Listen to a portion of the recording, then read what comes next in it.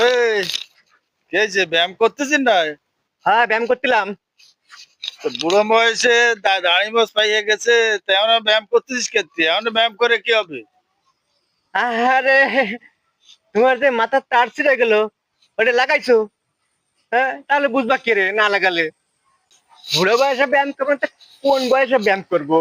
এই বুড়ো বয়সে উঠছি বসছি, এহেনি ব্যথা, এই জায়গা ব্যথা, এহেনি ব্যথা, এহেনি ব্যথা, এই জায়গায় ব্যথা, সব জায়গায় খালি ব্যথা আর ব্যথা।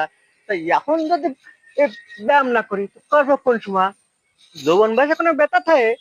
শরীর থাকে স্ট্রং, কোনো ব্যথা থাকে না। এই বুড়ো বয়সে যত ঝামেলা হয়, তা আমরা এইসব ব্যায়াম করবো না, কোন সময় করবো? আমি ব্যায়াম করি একটু।